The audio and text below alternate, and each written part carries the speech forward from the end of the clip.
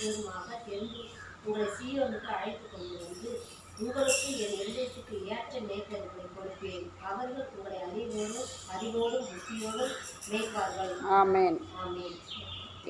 எரேமியா தீர்க்கதரிசன புத்தகத்தில் 3வது அதிகாரம் 14-15 வசனங்களை நம்ம பார்க்குறோம். எடுத்துட்டிங்களா எல்லாரும்? 877வது பக்கம்.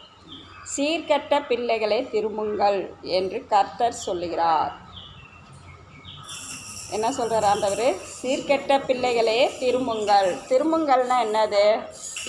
கொஞ்சம் வடக்கு பக்கம் திரும்பி இருக்கிறோம், அதனால் தெற்கு பக்கம் திரும்புங்க அப்படின்னு சொல்கிறாரா? இல்லை. திரும்புங்கள்னா மனம் திரும்புங்கள். திரும்புங்கள்னா என்ன அர்த்தம்? மனம் திரும்பணும். நம்ம என்ன பண்ணோம்? மனம் திரும்பணும். முழு இருதயத்தோடு முழு உள்ளத்தோடு தேவனை நம்ம தேடணும். அப்போ எதெல்லாம் நம்ம மனசில் தேவனுக்கு பிரியமில்லாத காரியமெல்லாம் இருக்குதோ அதெல்லாம் விட்டு நம்ம என்ன பண்ணோம்? மனம் திரும்பணும்னு சொல்கிறார். சீர்கெட்ட பிள்ளைகளே திரும்புங்கள். அது என்னது? மனம் திரும்பணும். என்ன திரும்பணும்? மனம் திரும்பணும். நம்ம மனசு என்ன பண்ணணும்? திருப்பப்படணும். தேவன் பக்கமாக திருப்பப்படணும். உலகத்தின் பக்கமாக நம்ம மனசு ஈர்க்கப்படுதா இல்லையா? என்னதான் தேவனுடைய பிள்ளைகளாக இருந்தாலும் உலகத்தின் பக்கம் சாயிரமா இல்லையா? அந்த சாய்தல் இல்லாதபடிக்கு முழுவதுமாக தேவன் பக்கம் மனம் திரும்பணும்னு சொல்லி தேவனண்டை சேரணும்னு சொல்லி தேவன் என்ன பண்ணுறாரு? இந்த காலை வேலை பொழுதில் விரும்புகிறார். நாம் என்ன பண்ணுமா? மனம் திரும்பணும். சீர்கெட்ட பிள்ளைகள் சீராக இருக்கணும். சீர்னா என்னது? சரியாக இருக்கணும், கரெக்டாக இருக்கணும், பர்ஃபெக்டாக இருக்கணும் ஆண்டவர் சமூகத்தில், ஆண்டவர் பார்வையில். அப்படி நம்ம இல்லைன்னு சொல்கிறத ஆண்டவர் சீர்கெட்ட பிள்ளைகள் சொல்லி நமக்கு என்ன சொல்கிறார்? ஆண்டவர் பேர் வச்சுருக்காரு. என்ன பேர் வச்சுருக்கிறாரா? சீர்கெட்ட பிள்ளைகள். நம்மளை எப்படி கூப்பிட்றாரு ஆண்டவர்? சீர்கெட்ட பிள்ளைகள். பிள்ளைகளே திரும்புங்கள் என்று கர்த்தர் சொல்லுகிறார். நான் உங்கள் நாயகர். நான் யாரே? உங்கள் நாயகர். என் கணவர் தான் நாயகர், என் மனைவி தான் நாயகி, என் பிள்ளைங்க தான் எனக்கு உலகம் நாயகர். அப்படியெல்லாம் இல்லை. அவர் தான் நம்மளுடைய நாயகர். நாயகர்னால் யார்? ஹீரோ. நாயகர்னா என்னது? ஒரு படத்துக்கு என்ன இருப்பான்? ஹீரோ இருப்பானா? இருக்க மாட்டானா? அப்போ நம்ம வாழ்க்கைக்கு ஒரு ஹீரோ, நம்ம குடும்பத்துக்கு ஒரு ஹீரோ. நம்ம கணவனோ மனைவியோ பிள்ளைகளோ கிடையாது. யார் தான் ஹீரோ? தேவன் தான் நமக்கு என்னது? ஹீரோ. அப்போ நாம் ஹீரோ இல்லை, தேவன் தான் நமக்கு என்னது? ஹீரோ. நான் உங்கள் என்னது? நாயகர். அழகாக சொல்கிறார் ஆண்டவர். நான் யார்? உங்கள் நாயகர். நாயகர். அப்புறம்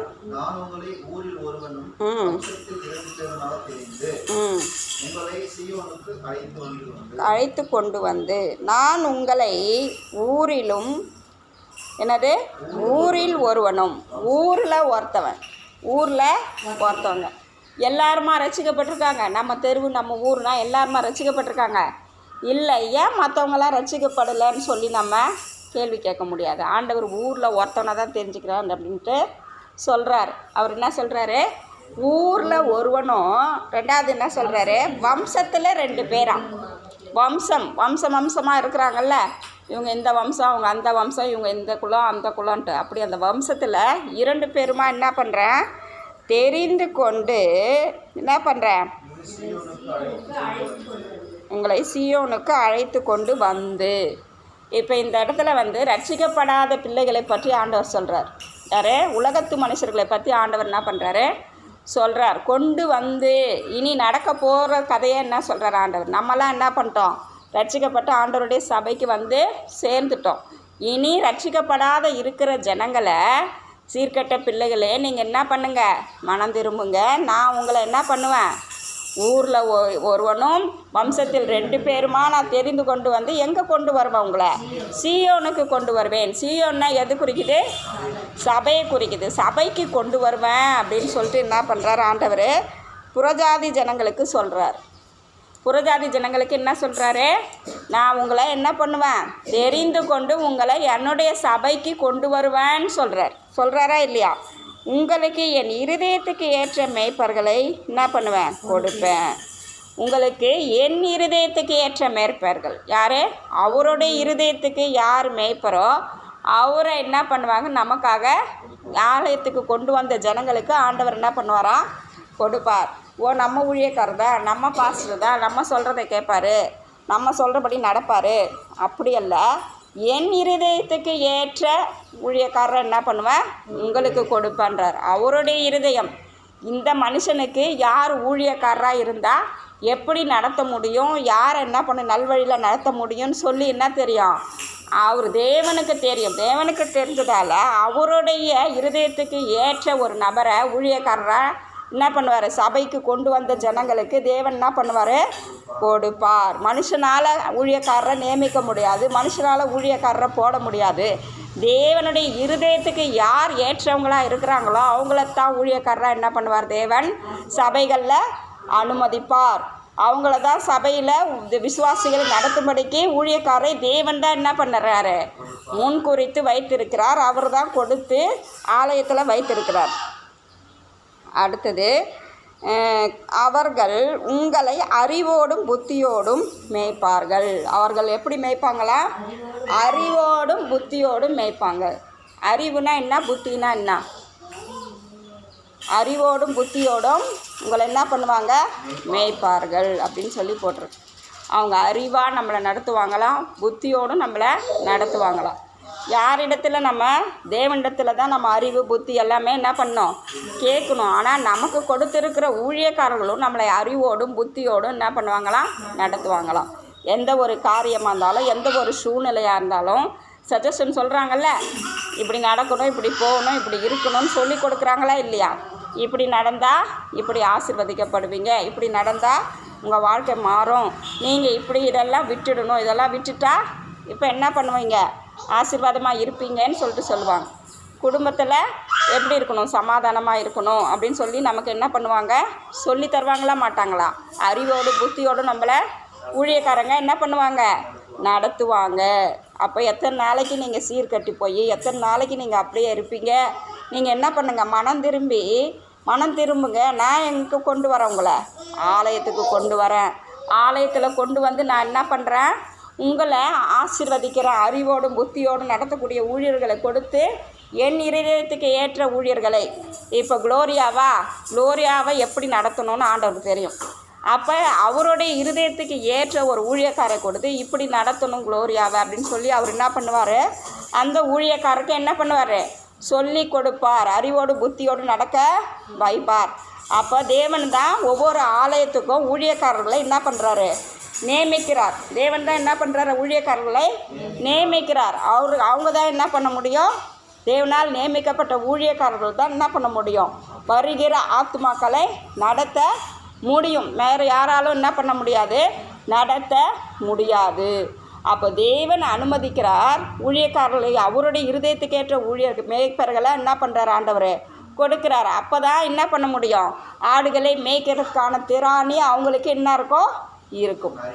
அப்போ அறிவும் அதுக்கப்புறம் எப்படி நடத்துகிறாங்க, புத்தியோடு அவங்க என்ன பண்ணுறாங்க, நடத்துகிறாங்க.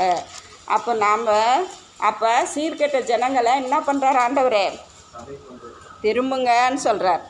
திரும்புங்கன்ட்டு கர்த்தர் சொல்கிறார். மனம் திரும்புங்கன்னு சொல்கிறார். மனம் திரும்பினா நான் உங்களை எங்கே கொண்டு வருவேன், நான் உங்கள் நாயகர். முதல்ல நான் தான் உங்களுக்கு ஹீரோ.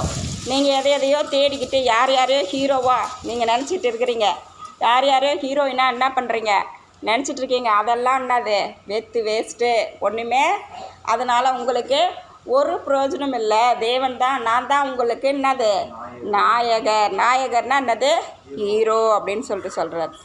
அப்போ புருஷனை நினச்சியோ, புருஷனுக்காகவோ இல்லை மனைவிக்காகவோ இல்லை பிள்ளைகளுக்காகவோ இல்லை மற்ற நபர்களுக்காகவோ இவங்களால தான் நம்ம வாழ்வு இருக்குது, இவங்களால தான் நம்மளை ஆசீர்வதிக்க முடியும், இவங்க தான் நம்ம வாழ்க்கையை கட்ட முடியும், இவங்க தான் நம்ம குடும்பத்தை கட்ட முடியும் அப்படின்னு சொல்லி நம்ம நினச்சிட்டு இருக்கிறதெல்லாம் என்னது, வேஸ்ட்டு. நமக்கு யார் ஹீரோ, தேவன் ஒருவர் தான் நமக்கு என்னது, ஹீரோ. நான் உங்களை ஊரில் ஒருவனும் வம்சத்தில் 2 பேருமாக சேர்த்து. அதிகமாக எல்லாரையும் தேடல ஆண்டவர், தேடி பார்க்குறார். யார் நமக்கு பிரியமான நபரோ, யார் நம்முடைய பிள்ளையா நம்ம நடத்தணும்னு அவர் முடிவு பண்ணி ஊரில் ஒருவனும் வம்சத்தில் 2 பேரை மட்டும்தான் என்ன பண்ணுறாரு, தெரிந்து கொண்டு அவருடைய ஆலயத்துக்கு கொண்டு வரார். நம்மளாம் வந்து ஆலயத்துக்கு வந்து உட்காந்துட முடியுமா? அவருடைய சித்தம் இல்லாமல் நம்ம யாருமே ஆலயத்துக்கு வர முடியாது. அப்படியே அவருடைய சித்தம் இல்லாமல் நம்ம ஆலயத்துக்கு வந்தால் கூட நம்ம நிலைத்திருக்க மாட்டோம். அதுலேருந்து தேவன் நம்மளை என்ன பண்ணுவார், பிடுங்கி போட்டுருவார். அப்போ நம்மளை தேவன் நமக்கு நியமித்து தேவன் தான் நம்மளை கொண்டு வந்து ஆலயத்தில் நம்மளை சேர்க்கிறார். எதற்கு மேய்ப்பரை கொடுக்கிறார் தேவன்? நம்மளை நடத்துவதற்கு, அறிவோடும் நம்மளை புத்தியோடும் நடத்துறதுக்கு என்ன பண்ணுறாரு ஆண்டவரே?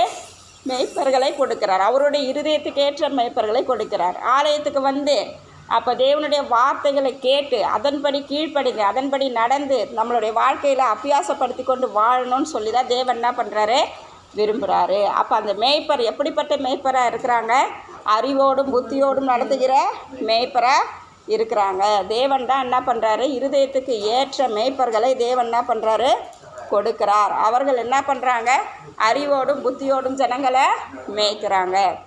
அறிவோடும் புத்தியோடும் ஜனங்களை மேய்க்காம நீ என்ன பண்ணுறியோ பண்ணு, நான் என்ன பண்ணுறனோ பண்ணுறேன் அப்படின்னு சொல்லி இருக்கிற, ஏதோ அசட்டைத்தனமாக இருக்கிற அப்படிப்பட்ட ஊழியர்களை தேவன் நமக்கு கொடுக்க மாட்டார். அறிவோடும் புத்தியோடும் ஜனங்களை நடத்தத்தக்க ஊழியர்களை தான் தேவன் நமக்காக என்ன பண்ணுவார், கொடுப்பார். அப்படியே அப்படி ஊழியர்கள் இருந்தாலும் அப்படிப்பட்ட ஊழியர்கள் நிரந்தரமாக இருக்க முடியாது. தேவன் என்ன பண்ண நியமித்த ஊழியக்காரர் தான் என்ன பண்ண முடியும், ஊழியத்தை செய்ய முடியும், அவருடைய ஆலயத்தில் நிலை நிற்க முடியும்.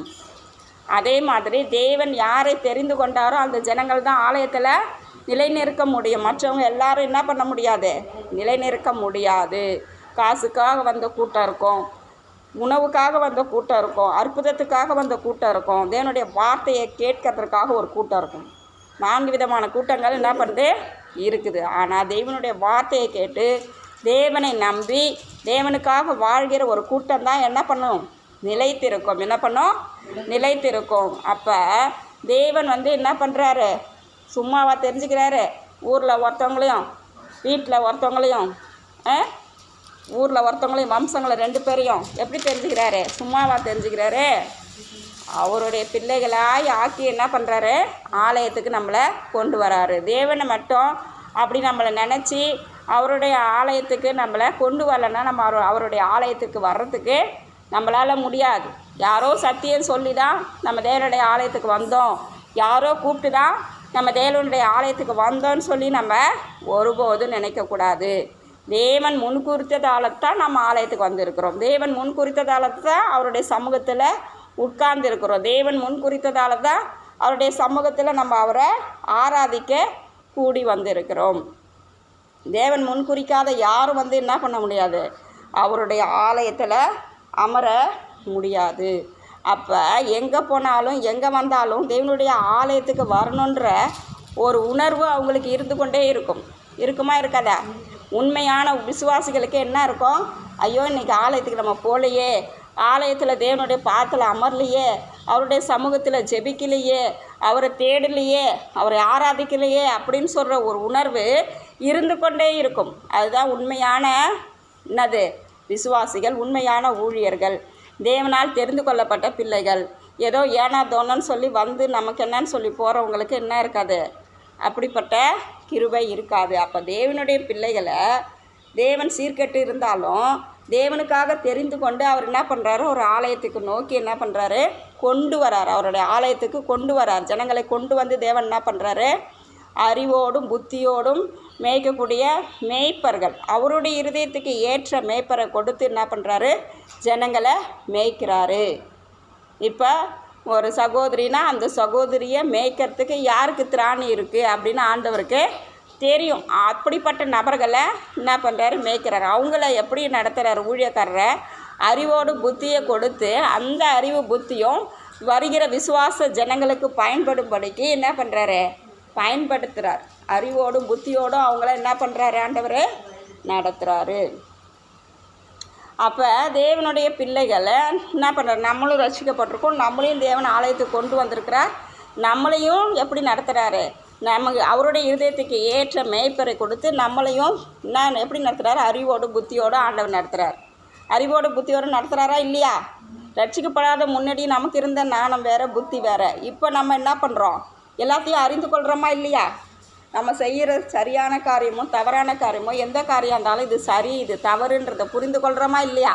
அது எப்படி நமக்கு புரியுது, தேவனுடைய வார்த்தை எப்படி புரியுது, தேவனுடைய வார்த்தை. தேவனுடைய வார்த்தையை நமக்கு வெளிப்படுத்தும் போது, அந்த வார்த்தைகளை நம்ம அறிந்து கொள்ளும்போது, அந்த சத்தியத்தை தெரிந்து கொள்ளும்போது, அந்த சத்தியத்தின்படி நம்ம நடக்கும்போது எப்படி இருக்கிறோம்? அறிவுள்ள பிள்ளைகளாய், புத்தி உள்ள பிள்ளைகளாய் நம்ம மாறுறோம். அப்போ தேவனுடைய வார்த்தை தான் நம்மளை என்ன பண்ணுது? அறிவோடும் புத்தியோடும் நடத்துது. அந்த தேவனுடைய வார்த்தைகளை ஊழியக்காரர்கள் சொல்கிறது மூலமாக தான் என்ன பண்ணுறோம்? அதை நாம் ஏற்றுக்கொள்வதன் மூலமாக தான் என்ன பண்ணுறோம்? அறிவோடும் புத்தியோடும் நம்ம மாற முடியும். அப்போ தேவ ஊழியக்காரர்கள் என்ன பண்ணணும்? தேவ வசனத்தை, வார்த்தைகளை அதிகமாய் கற்றுக்கொள்ளணும். வேதத்துள்ள ரகசியங்களை அதிகமாய் கற்றுக்கொள்ளணும். மகத்துவங்களை கற்றுக்கொள்ளணும். அப்போ தான் வருகிற விசுவாச ஜனங்களுக்கு வார்த்தைகளை கொடுக்கும்போது அவர்கள் அறிவோடும் புத்தியோடும் என்ன பண்ணுவாங்க? நடத்தப்படுவாங்க. அப்போ ஒவ்வொரு சபையிலும் எப்படி இருக்கணும்? அறிவோடும் புத்தியோடும் நடத்தக்கூடிய மேய்ப்பர்கள் இருக்கணும். தேவனுக்கு ஏற்ற, இருதயத்துக்கு ஏற்ற மேய்ப்பர்கள் இருக்கணும். அப்போ தான் சபைக்கு கொண்டு வர, தேவன் தான் சபைக்கு கொண்டு வராரு. அவர் தானே கொண்டு வராரு. யார் கொண்டு வரா? உங்களை சீயோனுக்கு அழைத்து கொண்டு வந்து, அழகாக சொல்கிறார் பாருங்க. சபைக்கு யார் கொண்டு வரா நம்மளை? நான் கொண்டு வந்தேனா? இல்லை. யார் இல்லை? நீங்கள் கொண்டு வந்தீங்களா? இல்லை. யார் கொண்டு வரா?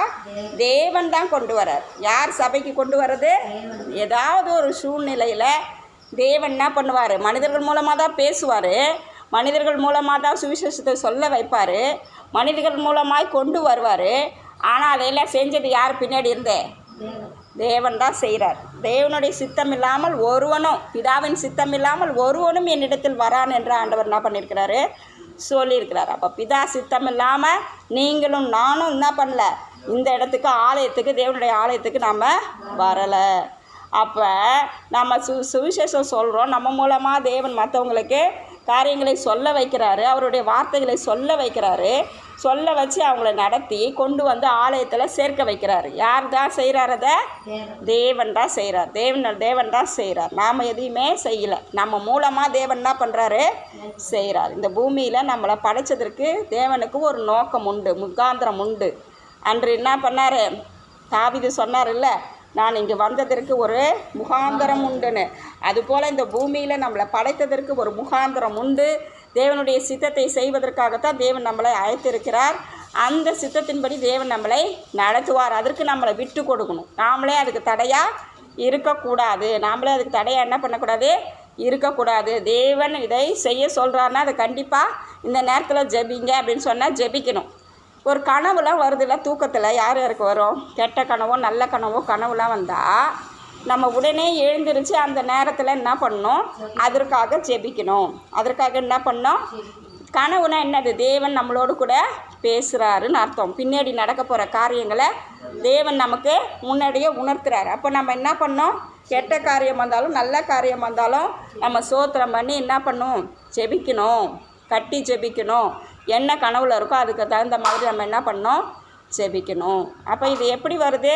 தேவனோடு கூட நம்ம நெருங்கி அதிகமாக இருக்கும்போது தேவன் நமக்கு எல்லா காரியங்களையும் என்ன பண்ணுறாரு? வெளிப்படுத்துகிறார். ஆலயத்துக்கு நம்மளை கூட்டு வந்து சும்மா நம்மளை உட்கார வைக்கல தேவன். நம்மளை ஒவ்வொருத்தவங்களுக்கும் ஒரு காரியத்தை கொடுத்து ஒரு வேலையை கொடுத்து தான் உட்கார வச்சுருக்கிறார்.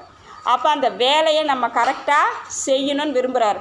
சாதாரணமாக உலக காரியத்துக்கே ஒரு வேலைக்கு போகும்போது இந்த டைமுக்கு போகணும், இதை நம்ம செய்யணும், செஞ்சால் தான் நமக்கு கூலின்ட்டு நமக்கு தெரியும்.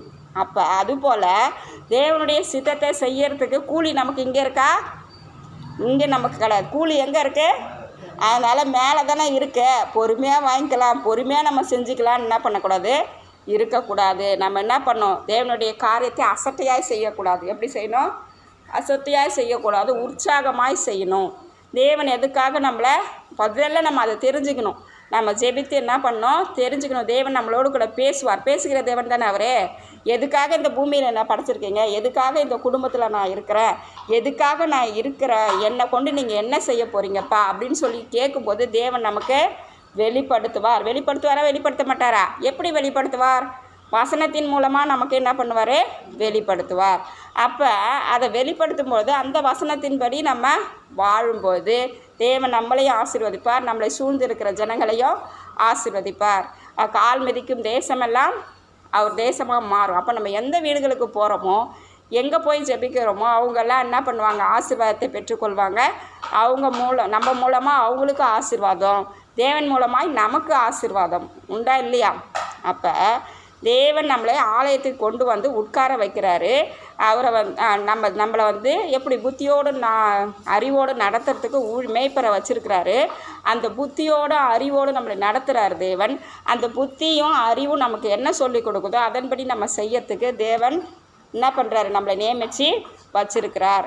அப்போ நம்ம தேவன் கொடுக்குற புத்தியும் அறிவையும் நம்ம வீணாக்காமல் புத்தியாக நம்ம அறிவாக என்ன பண்ணோம், குடும்பத்துலேயும் சரி ஊழியத்திலையும் சரி மற்ற இடங்களில் போகிற இடங்களையும் சரி நம்ம புத்தியாக நம்ம அறிவாக நம்ம என்ன பண்ணணும், நடந்து கொள்ளணும். ஏதோ எடுத்தேன் கவுத்தேன் வந்தேன் போனேன்னு இல்லாதபடிக்கு நம்ம ஆவிக்குரியவங்க என்ன பண்ணுவாங்க, எல்லாவற்றையும் நிதானிக்கிறாங்களா இல்லையா? ஆவிக்குரிய ஜனங்களாக எதுக்கு தேவன் வச்சுருக்கிறாரு, எல்லாவற்றையும் நிதானித்து ஆராய்ந்து நம்ம செயல்படுகிறவர்களாக நம்ம மாறணும். அப்படி தேவன் நம்மளை என்ன பண்ணுவார், ஆசீர்வதிப்பார். அப்போ இதிலேருந்து எதுக்காக நம்மளை தெரிந்து கொண்டு இருக்கிறார், ஊரில் ஒருவனும் வம்சத்தில் 2 பேருமா எதுக்கு தெரிந்து கொண்டு ஆலயத்துக்கு கொண்டு வந்து வச்சுருக்கிறாரு, அவருடைய சித்தத்தை செய்ய, அவரை என்ன பண்ணோம், நம்ம ஸ்தோத்தரிக்க நமஸ்கரிக்க ஆராதிக்க அவருடைய வேலையை செய்வதற்காகத்தான் நம்மளை ஆலயத்துக்கு கொண்டு வந்து வச்சுருக்கிறாரு. ஆலயத்துக்கு கொண்டு வந்து எதற்காக நம்மளை வச்சுருக்கிறாரு, அவருடைய சித்தத்தை செய்வதற்காக. நம்மளுடைய சித்தத்தை நம்மளுடைய வேலையை நம்மளுடைய வீட்டு காரியங்களை செய்வதற்கல்ல, அவருடைய சித்தத்தை செய்வதற்காக நம்மளை தேவன் அழைத்திருக்கிறார். அப்போ அறிவும் புத்தியும் எங்கேருந்து வருது, தேவனுடைய வார்த்தையிலேருந்து நமக்கு வருது. அது யார் நமக்கு கொடுக்குறாங்க, தேவனுடைய ஊழியக்காரர்கள் நமக்கு கொடுக்குறாங்க.